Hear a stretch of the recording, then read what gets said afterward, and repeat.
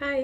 तो आजकल आपने बहुत सुना होगा ना रेटिनॉल के बारे में, रील्स में, एडवर्टीजमेंट्स में। बट यूज़ करना स्टार्ट किया तो करो ना। रेटिनॉल एक्चुअली में काम करता है। It is actually one of the most potent actives for anti ageing. But there is a catch. क्योंकि ये इतना स्ट्रॉन्ग है, इतना पोटेंट है, इतना एक्टिव मॉलिक्यूल है, इसलिए इसके रिजल्ट्स तो बहुत अच्छे मिलते हैं, बट इसके साइड इफेक्ट्स भी हो सकते हैं। इसलिए हमें कुछ चीज़ों का ध्यान रखना होता है, कुछ रूल्स और कुछ इंस्ट्रक्शंस के अकॉर्डिंग हमें इसे यूज़ करना होता है। बट यूज़ करना चाहिए। तो क्या क्या हमें ध्यान रखना है, क्या क्या प्रिकॉशंस हैं, क्या क्या इसका तरीका है यूज़ करने का, वो आज मैं आपको बताती हूँ।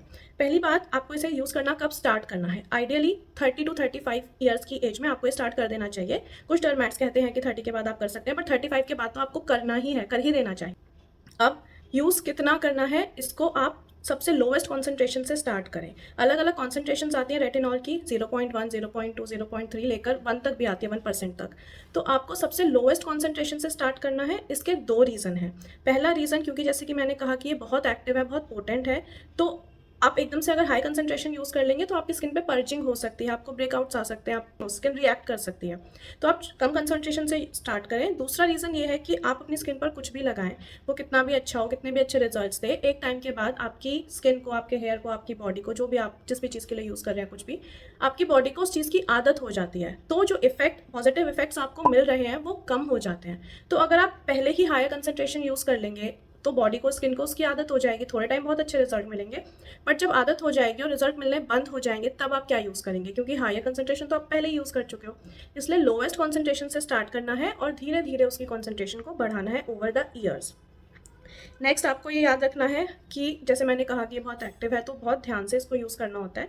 तो कैसे आपको यूज़ करना है, सबसे पहले आपने एक लोअर कॉन्सेंट्रेशन ले ली, सपोज 0.15 या 0.2% ले ली। आपने उसको एक बार लगाया और उसके बाद आपने उसको नहीं लगाया 1 वीक तक।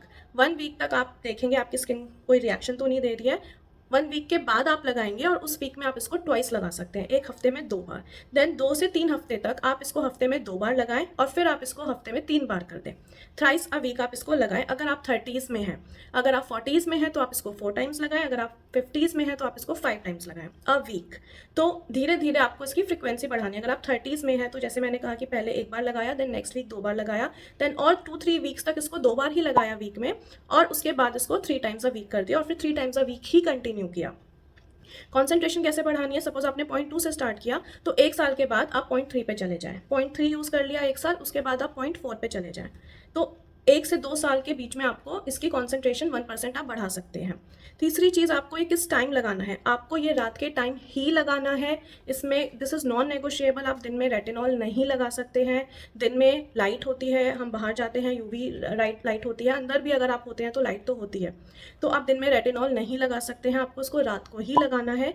नेक्स्ट डे आपको सनस्क्रीन ज़रूर लगाना है। सनस्क्रीन वैसे आपको हमेशा ही लगाना होता है, बट अगर रेटिनॉल रात को यूज़ किया है तो सनस्क्रीन लगाना ही लगाना है, आप स्किप नहीं कर सकते।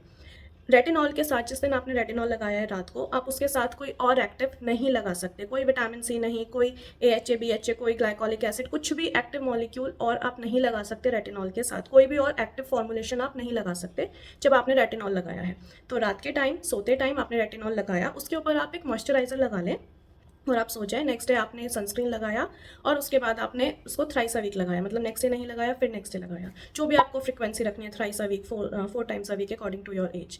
तो इन सारी चीज़ों का अगर आप ध्यान रखेंगे, और अब तो बहुत सेफ फॉर्मुलेशंस आ गई हैं मार्केट में, उनमें पर्जिंग नहीं होती है, बहुत सेफ फॉर्मुलेशंस हैं। मैं 3-4 ब्रांड्स यूज़ कर चुकी हूँ, now I have a favourite. तो बहुत अच्छा काम किया उसने, क्योंकि उसमें कुछ और भी एक्टिव्स हैं रेटिनॉल के साथ साथ, तो उसने मुझे और अच्छे इफेक्ट्स दिए। उसने डार्क स्पॉट्स को भी कम किया, ओवरऑल स्किन ब्राइटनिंग की। So anyways, what I am trying to say इसकी बहुत सारे ऑप्शंस हैं, बहुत सारी ब्रांड्स हैं, रेटिनॉल के साथ कॉम्बिनेशन में और चीज़ें भी हैं। तो आप जो भी यूज़ करते हैं, कम कॉन्सेंट्रेशन से स्टार्ट करें, और आप अलग अलग ब्रांड्स ट्राई कर सकते हैं। और अगर आपको जानना है कि मेरी फेवरेट ब्रांड कौन सी है, मेरा फेवरेट फॉर्मुलेशन कौन सा है रेटिनॉल का जो मैं यूज़ कर रही हूँ और मुझे बहुत अच्छे रिजल्ट्स मिले हैं, तो आप कमेंट कर दें लिंक, मैं आपको आपके साथ लिंक शेयर कर दूँगी उस फॉर्मुलेशन का। तो इन सब चीज़ों का ध्यान रखें, लेकिन यूज़ ज़रूर करें, आपको सच में बहुत अच्छे इफेक्ट मिलेंगे। अगर आप नहीं यूज़ कर रहे हैं, then you are missing something. तो रेटिनॉल यूज़ करना स्टार्ट करें और 1 महीने बाद यहाँ पर आकर मुझे बताएं कि कितना फ़र्क पड़ा आपकी स्किन पे। Okay, bye.